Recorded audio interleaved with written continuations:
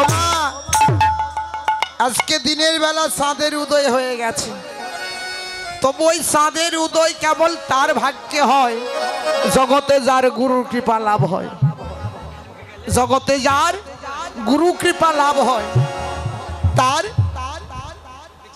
ভাগ্য আকাশে চাঁদের উদয় হয়ে যায়। আর চাঁদের উদয় যদি হয় তাহলে আর অন্ধকার থাকে না। যেমন আমাদের দেহটা অমাবস্যার চাঁদে ঢাকা, এখানে অমাবস্যা পূর্ণিমা। লালন সাইজি বললেন অমাবস্যায় পূর্ণিমা হয় মহাযুগের দিনের উদয়।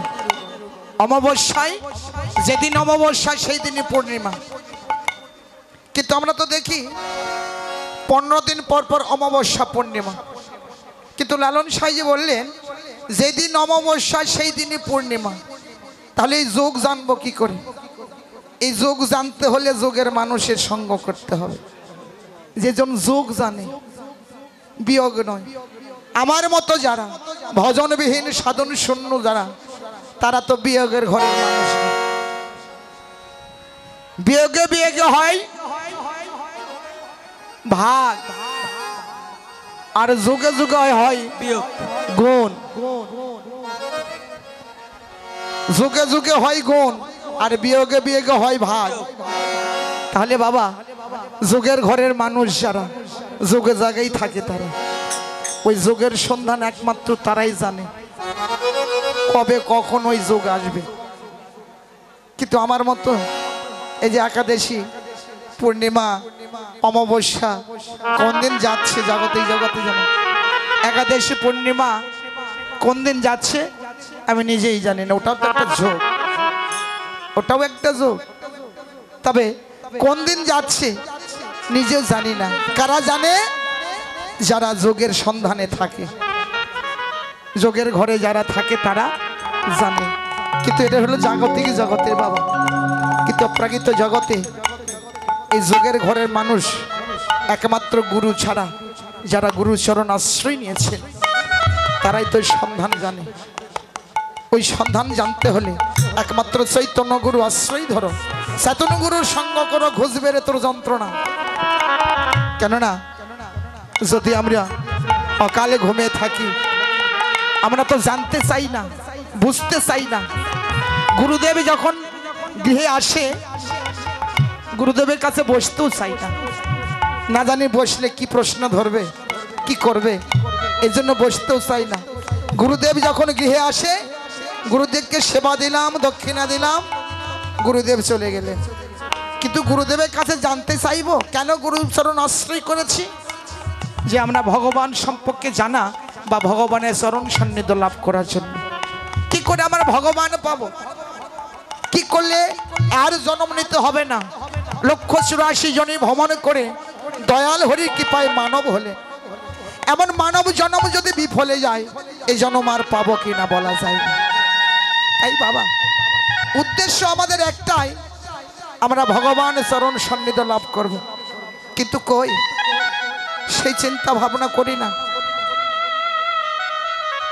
শুধু গুরুদেব আসে, সেবা দিলাম, দক্ষিণা দিলাম, গুরুদেব চলে গেল। তুমি গুরুর কাছে বসো।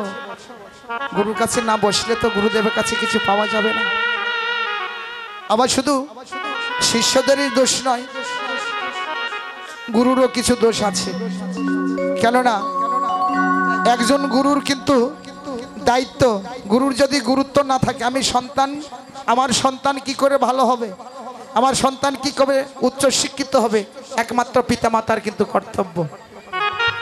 পিতামাতাই কিন্তু সন্তানকে এত লেখাপড়া শেখাচ্ছে। যদি পিতামাতা যদি সন্তানের সহযোগিতা না করে, কখনো সন্তান কিন্তু শিক্ষিত বা ঊর্ধ্ব দেখে যা পারবে না। তদ্রূপ গুরুরও কিছু দায়িত্ব থাকে, গুরুরও গুরুত্ব থাকে। আমি যে বীজ বপন করলাম, সে বীজ অঙ্কুর হলো কিনা আমাকে জানতে হবে। কিন্তু সেটা আমরাও করি না। জয় রাধে। তো তাই আজকে নবদ্বীপের চাঁদ হয়ে উদয় হয়েছে আমার গৌরী। তবে এই চাঁদের উদয় হতে হলে,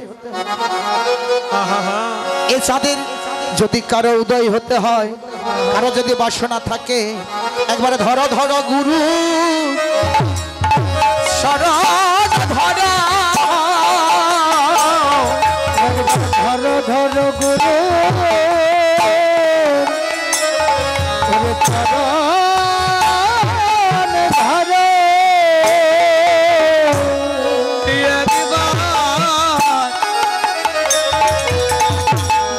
ধর গুরু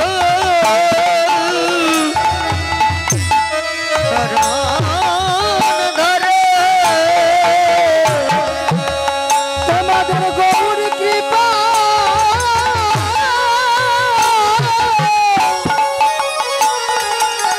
পেতে হলে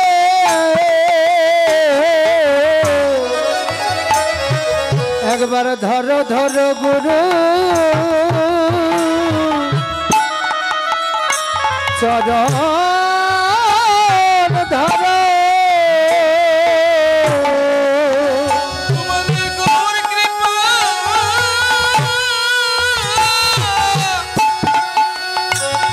আজ হতে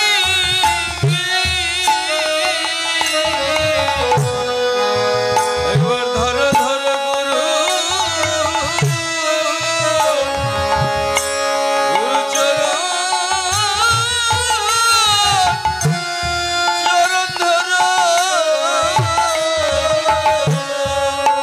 তোমাদের গৌর কৃপা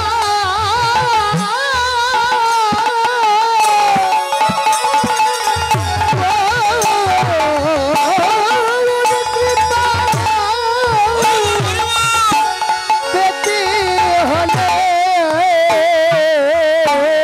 তোমরা ধরো ধরো গুরু চরণ ধরো তোমাদের গৌর কৃপা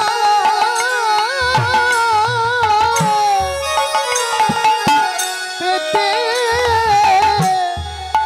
হলে তোমরা ধরো ধরো গুরু চরণ ধরো সেত হলেও কৃপা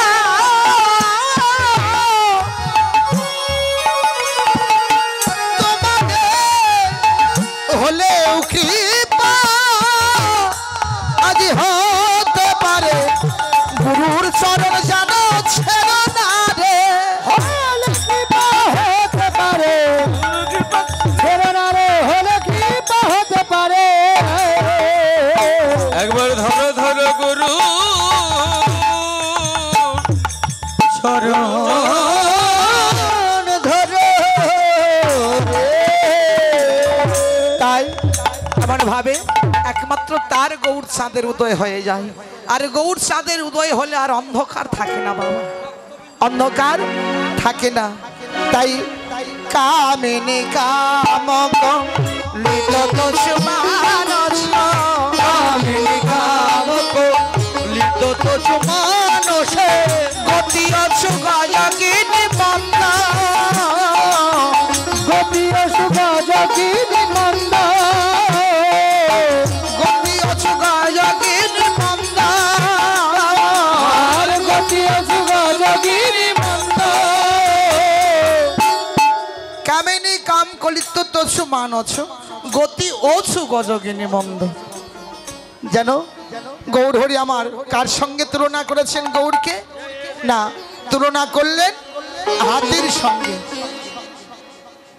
হস্তির সঙ্গে তুলনা করলেন কেন গো ও তার চলনটা ধীর হাতি কিন্তু অনেক বড় জন্তু কিন্তু তার চলনটা ছিল ধীর ভজনের পথটাও তেমন আমার গৌর হরি তার তুলনা করলেন কি গতি অসু গজগিনী মন্দ তার গতিটা ছিল হাতির মতো ধীরে তবে বাবা এই জগৎ তো তাই যারা সাধন ভজন করে তাদের যদি চঞ্চল মতি হয় কখনো গৌর গোবিন্দের সাধন ভজন হবে না চঞ্চল মতি যদি চঞ্চল হয় রতিও চঞ্চল হবে রতি চঞ্চল হলে তখন তো বিপদের লক্ষণ আসবে যার চলন ধীর ধীরে ধীরে যায় তাদের কখনো বিপদ হয় না এর আগেও বললাম একদিন শান্তাহাটে যখন আমরা প্ল্যাটফর্মে দাঁড়িয়েছিলাম একটি অন্ধ মানুষ মাঝখানে একটি ট্রেনও দাঁড়িয়েছিল দেখছি আমরা একটি অন্ধ মানুষ 4টা লাইন পার হয়ে আসলো ট্রেনের নিচ দিয়েও পার হলো কিন্তু কোথাও পড়ে গেলেন না। কেন? ওর চলনটা ছিল ধীর, ধীর গতি ছিল জন্য করে কোথাও আঘাত পেলেন না। কিন্তু আমাদের মতো দুটি নয়ন আছে তো, তাই আমরা জোরে যখন চলে যাই। এত অ্যাক্সিডেন্ট কার হয় বাবা? যারা অন্ধ তাদের হয় না যাদের দুটি নয়ন আছে তাদের হয়? যাদের নয়ন আছে তাদের হয়। কেন? তাদের মনটা যে চঞ্চল থাকে, মন চঞ্চলের জন্য অ্যাক্সিডেন্ট হয়। যার মন স্থির ধীর তারা কখনো আঘাত পায় না, অ্যাক্সিডেন্ট হয় না। তাই তখন চিন্তা করলাম, সত্যি আমার গৌর হরি যে নির্দেশ দিয়ে দিয়েছে, যে পথ দেখিয়ে দিয়েছে, হে জীব, হে ভক্ত, তোমরা ধীর গতি হও। চঞ্চল গতি হলে কখনো আমার গৌর গোবিন্দের সাধন ভজন হবে না। তাই কামিনী কাম কলিত তোছু মান অছু গতি অছু গজগিনী মন্দ। তো বাবা হাতির সঙ্গে তুলনা দিলেন। বনে আর কোনো জীব ছিল না? অনেক জীব ছিল, কিন্তু হাতি কি সেবা করে? বা হাতি কি সেবা করে? সে সাত্বিক না আমিষ? দাদু বলেছে গাছ আর পালা, গাছ লতা পাতা খায়। বাবা গাছ পালা। কেন? বনের রাজা হাতি টারজান না বাঘ? ওর তো অনেক শক্তি, ওর সঙ্গে তুলনা কেন দিলেন না? Tarzan, Tarzan. ওর সঙ্গে কেন তুলনা দিলেন না? ওর শক্তি বেশি ছিল, দৌড়াতে পারে, সকল কিছু পারে, কিন্তু ওর সঙ্গে তুলনা দিলেন না। কার সঙ্গে দিলেন? দিলেন হলো হাতির সঙ্গে। কেন? সে ধীর, চলনটাও ধীর, তার আহারও করে সাত্বিক। তাই এই জগতে যারা সাত্বিক হয়েছে, সাত্বিক ভক্তের মানুষ যারা সাত্বিক আহার করে, তাদের তো নিয়মে তারাও ধীর গতি হওয়া উচিত। প্রকৃত যারা সাত্বিক আহার করে তাদের চলনটাও এমন ধীর হয় গো। আমার গৌর হরি আজকে তার সঙ্গে তুলনা দিলেন। তাই বলছেন, গৌর হরি আমার সেই সূর্য পূজার স্থলে, বৃন্দাবনের ভাবে ভাবে সূর্য পূজার স্থলে আজকে চলছেন। কোথায়? শোধনে গঙ্গার কোলে। মা যদি নহি কোনো বসনে আবৃত তনু, মা যদি নহি কোনো বসনে আবৃত তনু, কতই পূজা বসু, কতই পূজা বসু। বলে আয় আয় তোরা কে কে যাবি, আয় আয় তোরা কে কে যাবি, বলে আয় আয় তোরা কে কে যাবি, বলে আয় আয় তোরা কে কে যাবি, সূর্য পূজা দিবার লাগি, আয় আয় তোরা কে কে যাবি, সূর্য পূজা দিবার লাগি, আয় আয় তোরা কে কে যাবি, কতই পূজা বসু, কতই পূজা বসু। মাস দিন হি পুনঃ বসনে আবৃত তনু, বসনে আবৃত তনু, কহতহি পূজা বসুর। দেবতার এক নাম হচ্ছে সুর। তাহলে মাস দিনহীন পুনু, মাস মানে মধ্য দিবস। মধ্য দিবসে আমার গৌর হরি বৃন্দাবনের ভাবে ভাবে শ্রীমতী রাধারানী যেমন সূর্য পূজা করতে গিয়েছিল, সেইভাবে বিভোর হয়ে আমার গৌর হরি আজকে মাস দিনহি আমার গৌর হরি সূর্য পূজার স্থলে যাচ্ছে। তবে কিভাবে? মাস দিনহি পুনঃ বসনে আবৃত তনু, বসনে আবৃত তনু, অর্থাৎ কোনো অঙ্গ যেন দেখা না যায়। কিন্তু এখন আমাদের সনাতন ধর্মে কতগুলো দেখা যায়, 12 হাত ছাড়িয়েও তারা অঙ্গ প্রত্যঙ্গ ঢাকে না। দাদা দেখেন, এটা কিন্তু মায়েদের বিপরীতে কথাটা চলে গেল। আবার অনেকে বস্তাও পরে। বস্তা চিনেন? যারা মানুষ পরে কোনটা কি অবস্থা? মাগছি ওটা। বস্তা মানে কি? ওই যে রাধা নিয়ে আসা আদা, ওই বস্তা দাদা। অনেকে আবার হাসছে, অনেকে বস্তা পরে, তো যারা বুঝতে পেরেছে তারা হাসছে। বস্তার ওই বস্তা পরে উপর দিকটা কেটে দিলে, ভিতরে দিলে পরেই বস্তা, ওটাই বস্তা। তারা দেখেন, তবে যারা বোঝে হ্যাঁ, তারাই বস্তা পরে, তবে আমরা বুঝি না, পড়ি। গৌর হরি আমার আজকে দেখেন, মাস দিনহি পুনঃ বসনে আবৃত তনু, বাবা বসনে আবৃত তনু মানে দেহ, কোন দেহ যেন না দেখা যায়। কিন্তু আমাদের সনাতন ধর্মের অনেক অনেক জায়গায় দেখি বসন ভূষণের এত খারাপ, মনে হয় দেখলে অন্যরকম ভাব হয়। কেন তাদের এই ভাব, কেন? তাই দয়া করে আপনারা নিজে নিজেকে লুকিয়ে রাখবেন। আমার গৌর হরি যেন এমনভাবে বসন ভূষণ তনুখানা ঢেকে রেখেছেন। তবে তাই মাঝ দিন হি পুনঃ বর্ষণ আবৃত তনু কহতই পুজো বর্ষ। আজকে সুরধনী গঙ্গার কুলে গৌর হরি ডাকছে, আয় আয় তোরা কে কে যাবি সূর্য পূজা দেবার লাগে। এখন বাবা সূর্য পূজা যেমন বৃন্দাবনে শ্রীমতী রাধারানী করেছিলেন, কেন কেন আমরা সূর্য পূজা করি? প্রথম জীবনটা দেখেন, যখন আমরা মাতৃগর্ভ থেকে ভূমিষ্ঠ হলাম, কারো বা 7 দিন, কারো বা 11 দিন, কারো বা 13 দিন পর আমরা সেই সন্তানকে কি করি? সূর্যাগ্নি করেন না? কেন সূর্যাগ্নি করলেন? আর অন্য কোনো দেবতা ছিল না? আর তো অনেক দেবতা ছিল, সেই দেবতার আশ্রয় নেবেন, কেন সূর্যাগ্নি করলেন? আবার যখন বিবাহের সময় দেখেন, বিবাহ যখন করলাম তখনও কিন্তু সূর্যেরই আরাধনা করেছিলেন। আবার যখন কারো পিতা মাতা পাই যায় তখনও কিন্তু সূর্যদেবের আরাধনায় করা হয়, শ্রাদ্ধের আগে করা হয় না? তাই আমরা সবাই মিলে আজকে শ্রীমতী বৃন্দাবনে শ্রীমতী রাধারানীও অন্য দেবতার আশ্রয় নিলেন না, কার নিলেন? সূর্যদেবের। সূর্যদেবের আশ্রয় নিলে, কেননা সূর্যপুত্র নাম কি? মনু। তাহলে আমরা কার পুত্র? আমরা কার পুত্র? তাহলে মনু পুত্র আমরা সবাই নাকি? মাতার নাম কি? আমাদের মায়ের নাম কি?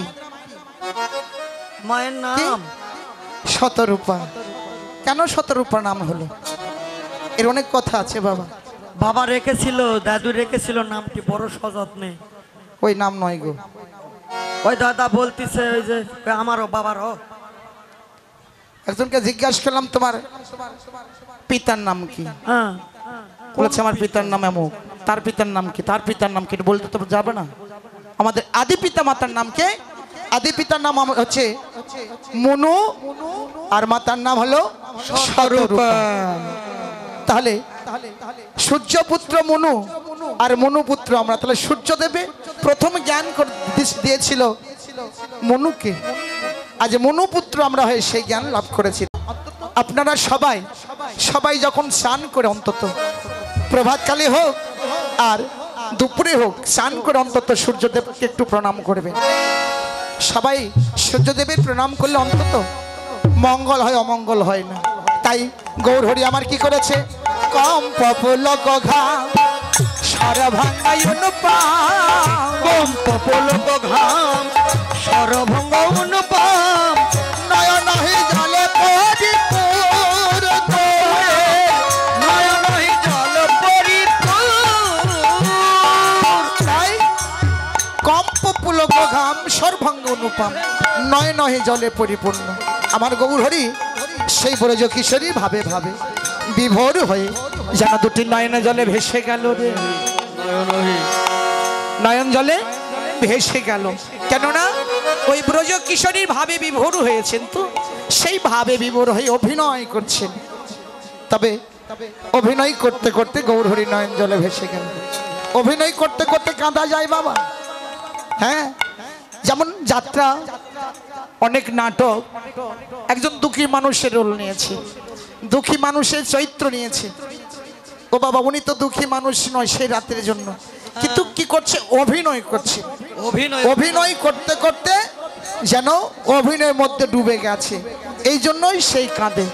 ঠিক আমার গৌর হরি সে ব্রজ কিশোরীর ভাবে বিভোর হয়ে আমার গৌর হরি নিজয় আজকে নয়নহি জলে পরিপূর্ণ। বাবা কথা বলছেন কেন বাবা? হ্যাঁ, মায়েদের জল পরিপূর্ণ নাই, তো হাসি পরিপূর্ণ। তাই গৌর হরি আমার চলেছে বাম ভুজয়ী শ্মশান বোঝাপই, বাম ভুজয়ী শ্মশান বোঝাপই, পাবে নয়নে ঘন চাই, আর বাম নয়নে ঘন চাই, বাবা নাইকা, বাবা নাইকা, বাবা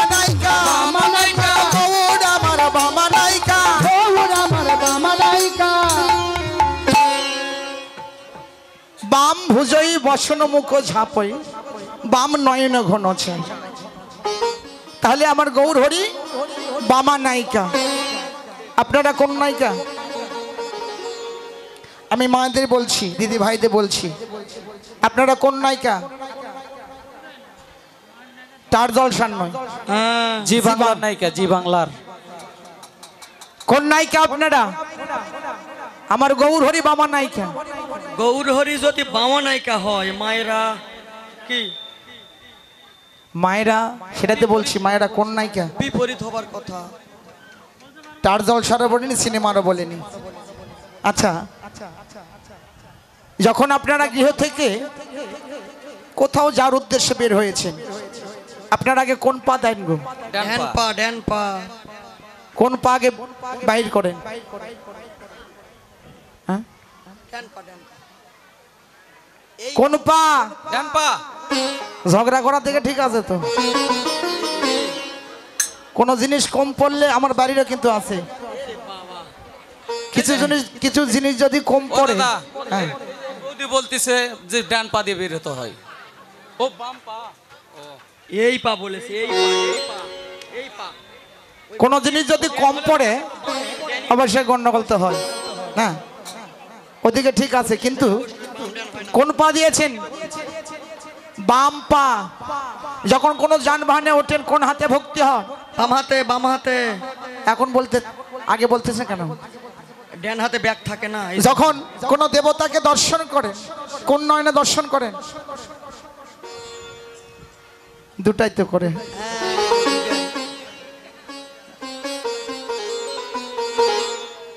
দুটাই। কেউ কেউ আমার গৌর হচ্ছে বামা নায়িকা, আপনারাও বামা নায়িকা, আর আমার দাদা ভাই বা কাকারা এরা হচ্ছে ডানা নায়িকা। এরা ডান হাতে, ডান পা, ডান নয়ন।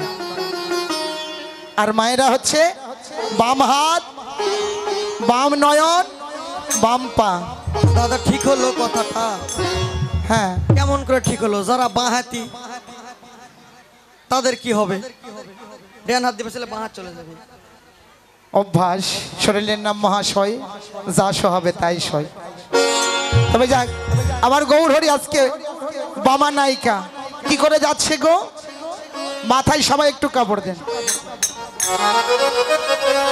সবাই। হ্যাঁ, দাদা বাড়ির দেন না দেন, এখন এখানে দেন। এখানে দিতে হবে। কারণ আগে কাকিমা বা দিদিমাদের দেখেছি, ভাসুর দেখলে মাথায় কাপড় দিত অনেক দূর পর্যন্ত, তাই না? আস্তে আস্তে চলে আসছে, আস্তে আস্তে এখন ঘরে এসেছে। ভাসুর হয়েছে দাদা, আর আমরা হয়েছি গাধা। হরিবল হরিবল। ভাসুর হয়েছে দাদা, আর আমরা হয়েছি গাধা। যাদের কাপড় নেই তারা কি দিবে?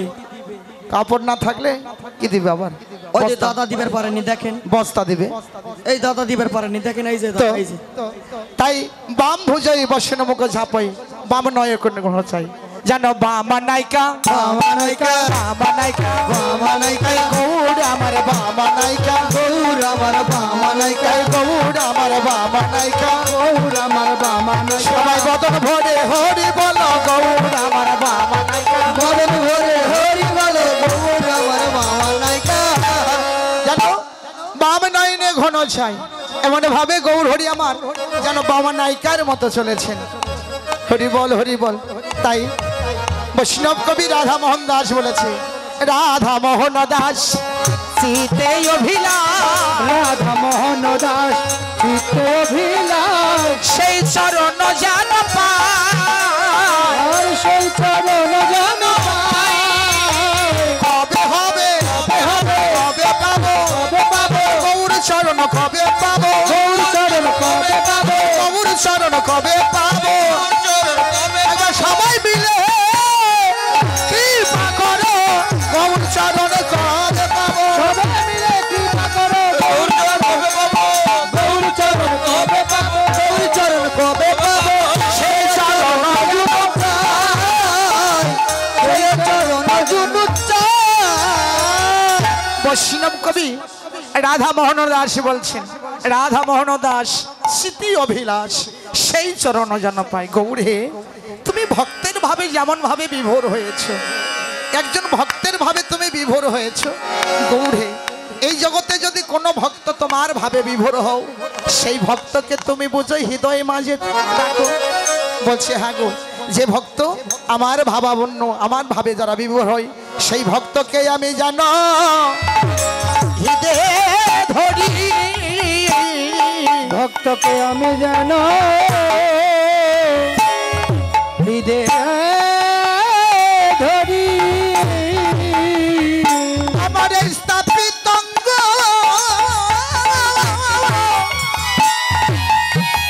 শীতল করি, সেই ভগতকে জানো হৃদয়ে ধরি।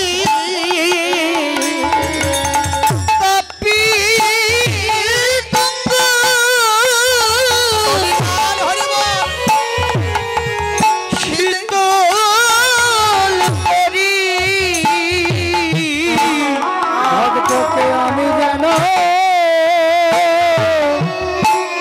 হৃদয়ে ধরি। আমার স্থাপিত অঙ্গ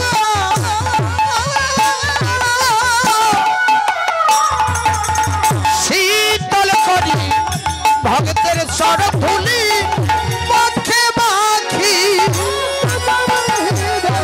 চরণতলে বক্ষে মাখি। ধরি ভক্ত আমি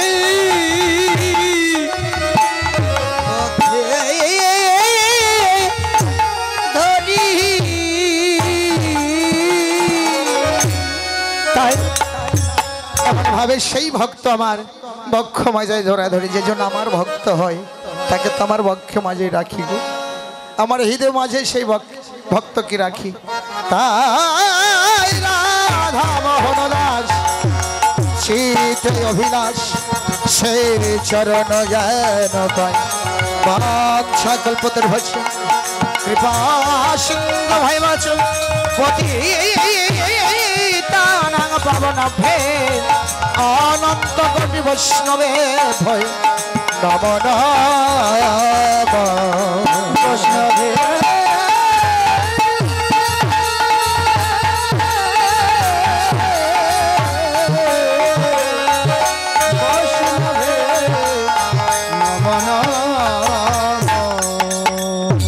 এতক্ষণ আমরা গৌলীলা সাধন করলাম, যাব সুখময় মধুময় মধু বৃন্দাবনে। সুখময় মধুময় মধুর বৃন্দাবনে আকাশ মধুর, বাতাস মধুর, কীট পতঙ্গ তরুলতা সবই যেন মধু, হয়তো তেজস মধু। তাই সবাই মিলে একটু বৃন্দাবনে যাব, সবাই একটু উলুধ্বনি জয়ধ্বনি করবে। আমরা সবাই মিলে সুখময় মধুময় মধুর বৃন্দাবনে যাব। হ্যাঁ, বলো রাধে রাধে বলো না, হরে রাধে রাধে।